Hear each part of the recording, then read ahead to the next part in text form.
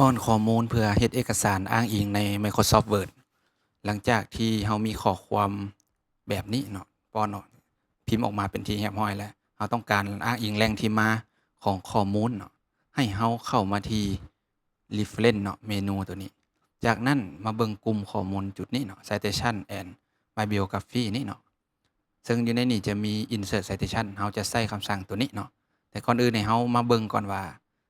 ลักษณะหรือสไตล์เนาะของการอ้างอิงแม่นมีหลากหลายเนาะขึ้นกับสถาบันกำหนดบ่หรือว่าการเขียนข้อมูลตัวนั้นจะกำหนดให้เนาะหลังจากที่เลือกสไตล์เรียบร้อยแล้วให้เขา insert citation เนาะกดตัวนี้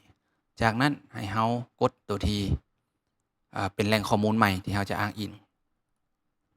ยกตัวอย่างในวรรคใดวรรคหนึ่งของเนื้อในเนาะเราจะเฮ็ดตัวใหม่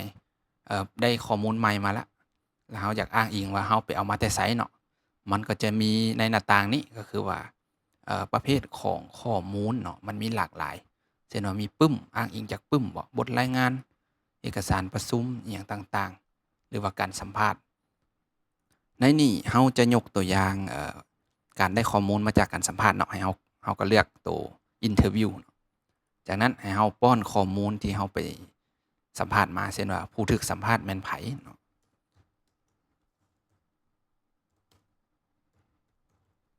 หัวข้อแม่นหยังเนาะให้เราป้อนเข้าไป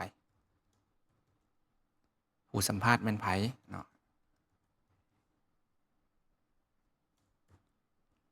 ปีแหล่งต่างๆเนาะให้เราป้อนข้อมูลเขาให้ครบถ้วน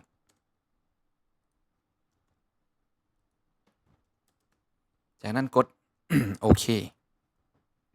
และตัวที่เราป้อนข้อมูลอ้างอิงเนาะจะปรากฏขึ้นอยู่นี่ตัวนี้เราขอลบก่อนเนาะหมายความว่าในวรรคนี้เนาะแม่นข้อมูลเราได้มาจากผู้นี้เนาะ